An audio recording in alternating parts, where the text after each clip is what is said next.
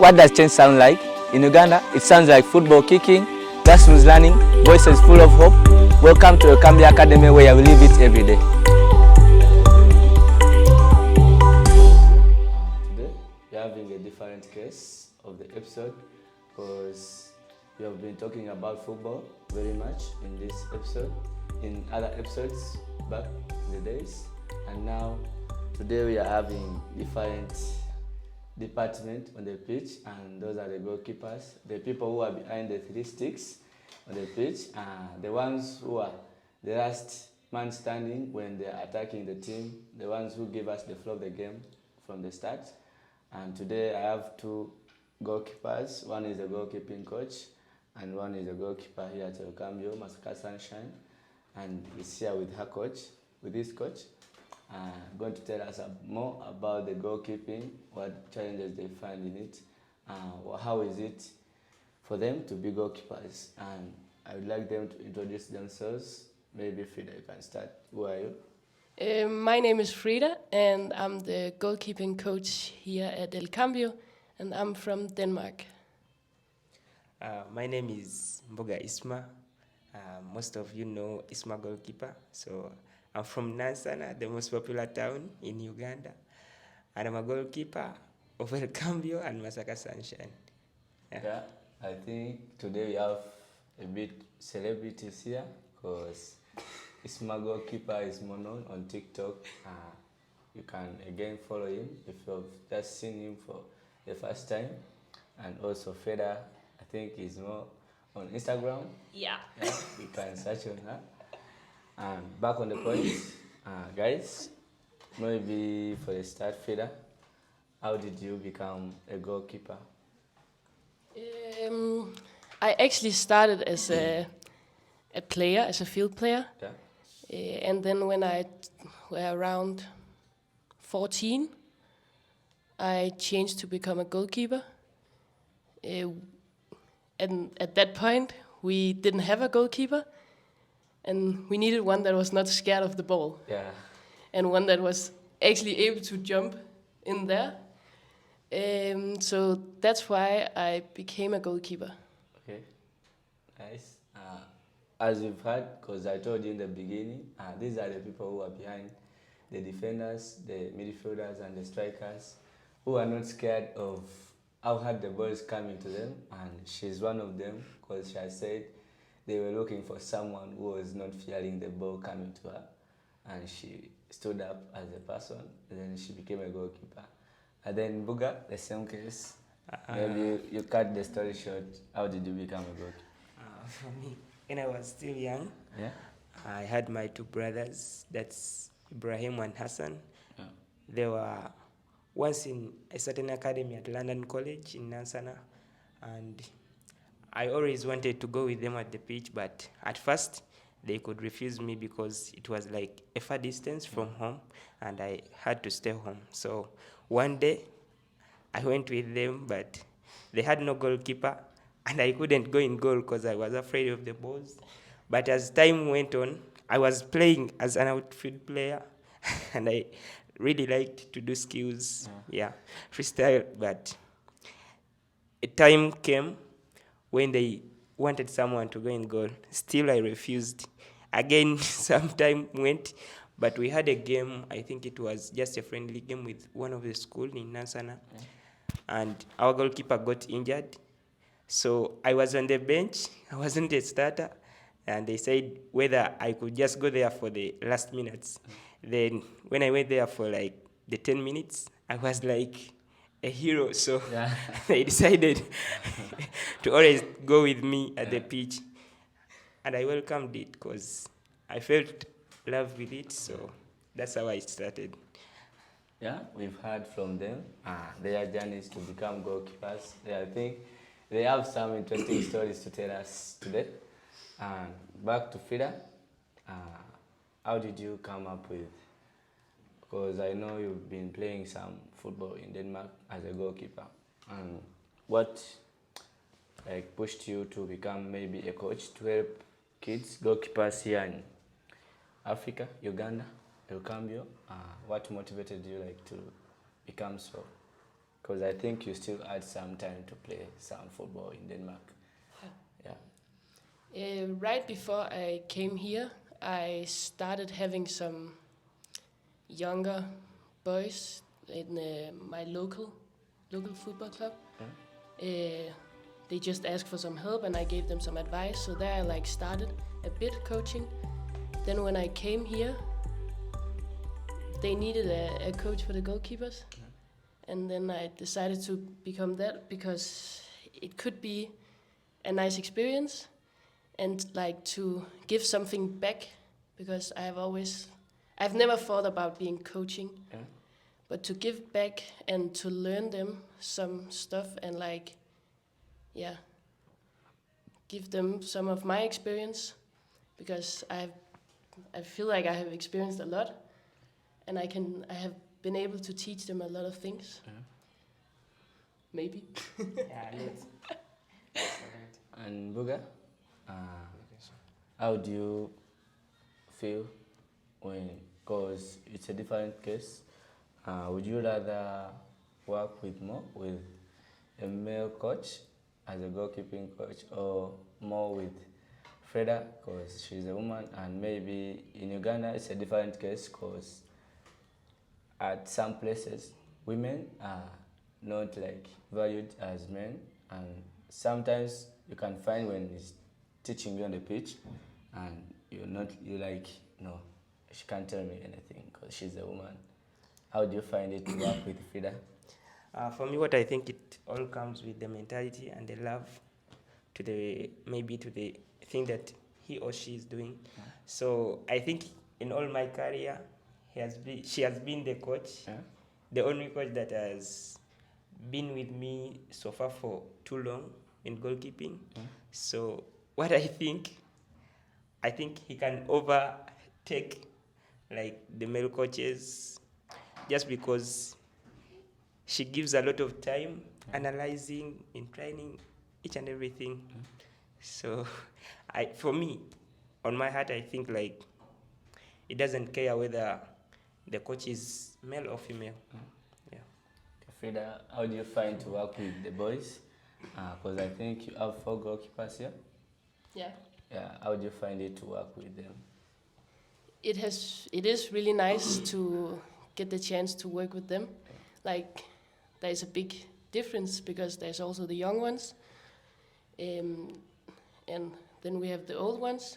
So it's so different. It's like being a different coach, because with the young ones you have to like teach them stuff from the beginning, but with the older ones you just have to like keep them going in the flow, because they have already learned a lot.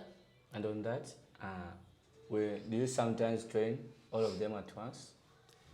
Sometimes it's not that much I'm doing that. It's more like when it's that split time, up. When it's that time, how do you balance it? Because you said you need to keep these ones in the floor and you have to teach the others some tactics.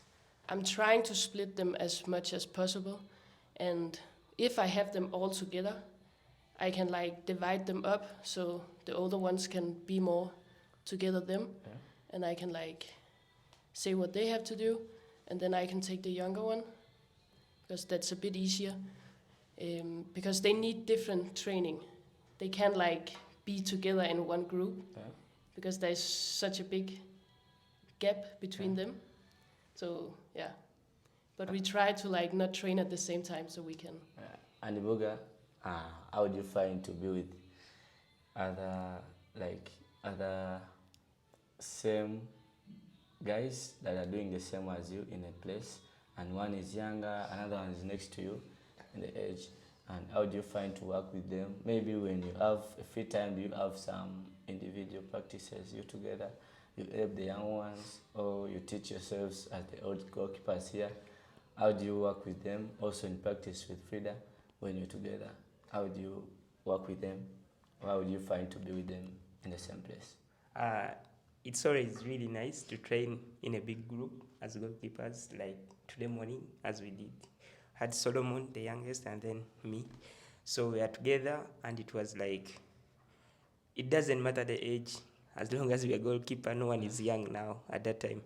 So how I connect with them mostly Solomon. Whenever he has a game, I always go by the side and then always watch him play. And also at times I do analyzing with him. The same goes to Obua, also the same. So it's always really nice. But it's not like every day.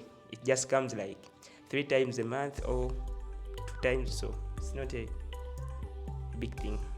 Yeah. Do you guys find any challenge in doing your work? Maybe Frida when doing the coaching, Mbuga when you're doing the goalkeeping, maybe during the game. Also Frida, if you have any challenge that you faced during this era of goalkeeping coach. For me, the biggest challenge is always injuries. Yeah. Whenever I get an injury, it's like, I don't know my mentality, but I can't hear it out. I can't talk to someone that I'm injured because I don't want to miss anything. So I don't know, but that's it. The most challenge that I face. Yeah. Frida? That was actually a good one, because that's a challenge for me when they are like too stubborn, because that's something here in Uganda. The goalkeepers, they are so stubborn. They never want to say if they have an injury, but I can always see it if they have an injury. Yeah. So in the end, you will tell me. But other than that, maybe like if a goalkeeper makes a mistake in the game, they're always like looking at me. Excuse me, what is going on? Have you not trained them? But yeah, it's easy to blame the goalkeepers, always. But I'm not saying every time the striker is not scoring on 100% chance. But yeah, that's how the goalkeeping is. Also, when they make a save, they look at you. When you make a save? Yeah.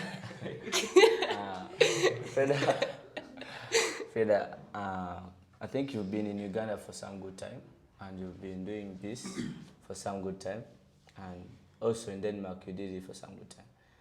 Do you see any difference or similarity in goalkeeping in Denmark and Uganda? In Denmark, I have not worked with goalkeepers in like that high level, but like from the goalkeepers I have seen, I think it's like how they in build-up. Actually, I would say the distribution, like they are so calm here, but I think it's also because they have always been so much part of the play. I think that's one of the things that really like also excited me, because it's so nice and it's so important, especially in modern football. The goalkeepers are so much a part of the game now. Like they don't just have to play the long balls, but that they are so calm with the ball on the feet and never scared to like take a chance to play it through the middle. I think that's something that had like surprised me a bit, actually. Yeah, and Mbuga, have you got anything new? I think you've been with some African coaches, goalkeeping coaches, a little bit than Freda. And is there any difference you've noticed from Freda and them? Or similarity? Maybe any that you've noticed? I think the difference is the similarity, because what I've noticed with Frida, like she focuses more on the, like, how can I say, the small details. Yeah, like from analyzing and then implementation into the game, into training. I think that's the difference between her and also the other coaches, African coaches, because they are more onto the pitch. So you work at the pitch and then analyzing comes later, not later even, but later. So the similarity, that they are always nice to me and to the other goalkeepers. Okay.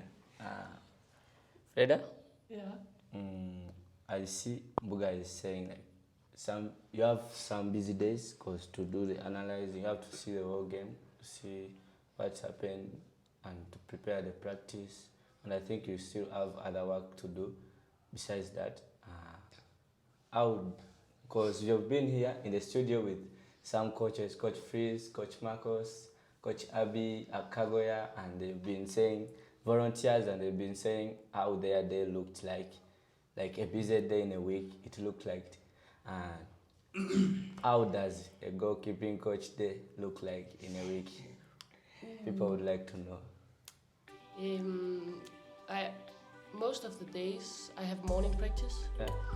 Almost every day, because they switch with the young ones in the morning and the old ones.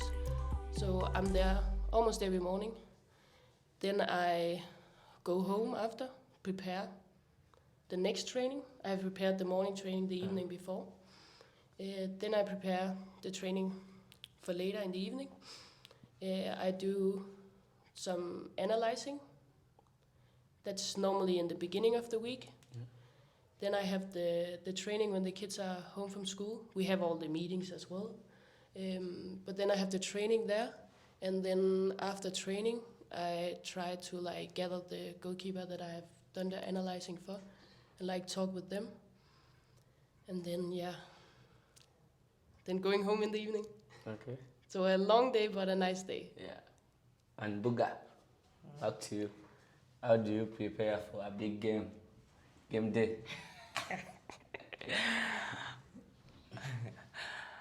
For me, back in the days how I used to prepare, I used to take a shower before a game. But these days, maybe I've forgotten it. But now, 2 hours before the game, I always watch some clips that make me happy, funny clips, not only football clips, as you also know. And also the other boys know the clips that I watch. Then I become motivated and just wait for the game. Yeah. Okay. Mbuga, if you have any motivation thing you can tell a young goalkeeper or a goalkeeper who is chasing a dream of being a good goalkeeper somewhere, anything that you can tell them.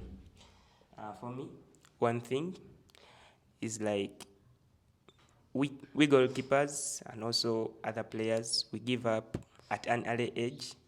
But for me, what I know, you might not become a professional at an early age, 20s and below, but you can also become a professional goalkeeper at 25, maybe 26, as we saw Vozinia, Mendy. Many goalkeepers have become pro at a certain age. So never give up. And just another thing, just remember to smile every time. Just smile. Yeah. Fraeda, advice to goalkeepers? For goalkeeper, I think it's so important that they stay strong mentally, because it is a difficult position. You are the last part in the game, you are the last position, and you're the one that, if you make a mistake, that's the mistake everyone will remember. Yeah. Everyone will remember you for that. Even though you have made so many saves throughout the game, they will always remember that one. So I think for goalkeeper, it's to stay so strong and keep believing in yourself. Yeah, that would be my advice. Okay.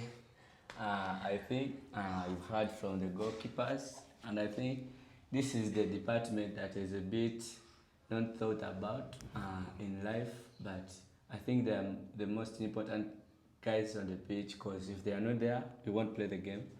There is no game that has been played without a goalkeeper, and these guys are as more important as the outfield players during the game and practices. Whatever we do during football time, we also need these guys.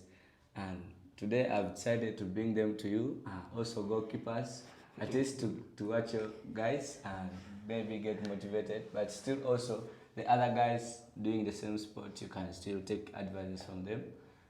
That has been them, and you've heard from them. We'll see you in the next episode.